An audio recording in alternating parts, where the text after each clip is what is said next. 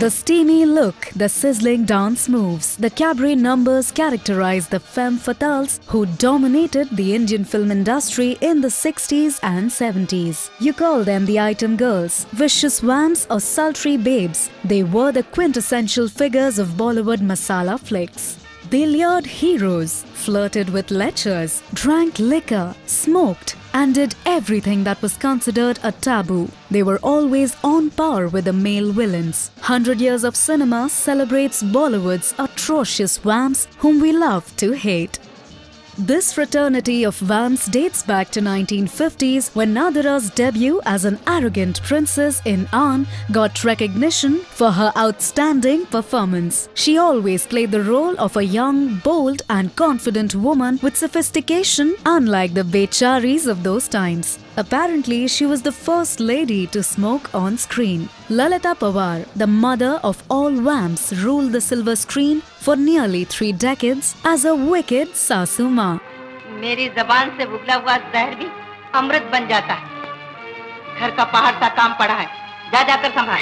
She got so popular for her role that she also played Mantra in Ramanand Sagar's television series Ramayan. Shashi Kala. Ironically, this Padma Shri award-winning lady started her career in 1936 with a supporting role but became popular for her negative characters. Over-the-top makeup, exaggerated hair buns and impish moves define the well-known sex symbols Bindu and Aruna Irani. From sleazy dance moves to cruel mother-in-laws and sister-in-laws conspiring against protagonists, their portrayal as vamps was exceptional. Rajshri T, Kalpana Iyer and Lakshmi Chhaya too add to the list of these villainous girls. Helen was the quintessential mole of the 70s. She played westernized and liberated characters and bagged all the item numbers during that era. Her cabaret dances are still aped by generations thereafter. Unlike the current scenario, Helen's image was never categorized as obscene. These ladies portrayed negativity on screen, added masala to the films, grabbing eyeballs owing to their oomph factor unlikely to be experimented by the then lead heroines. In late 80s, Zeenat Aman and Parveen Babi depicted modern and urbanized heroines in films like Hare Rama, Hare Krishna and Diwar.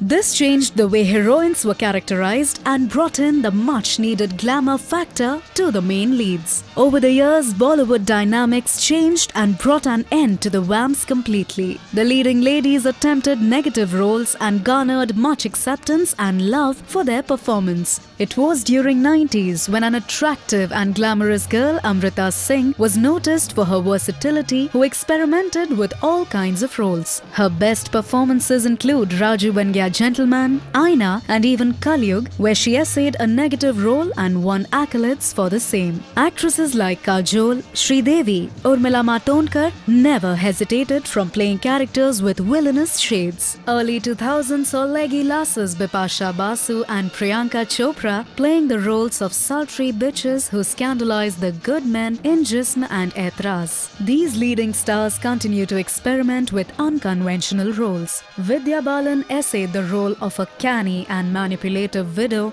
in Ishqiya, while Mahi Gill's role of a lovelorn Begum in Sahib Biwi Aur Gangster explored the grey shades of a woman's character. Though Bollywood films and actors have evolved from the age of the vamps, the unparalleled glamour, poise and elegance of the yesteryear vamps will always be missed. This is a tribute to those vivacious hip movements and those sultry looks that still enthrall us. This is a script by Zeel Thruna for Rajshri.com.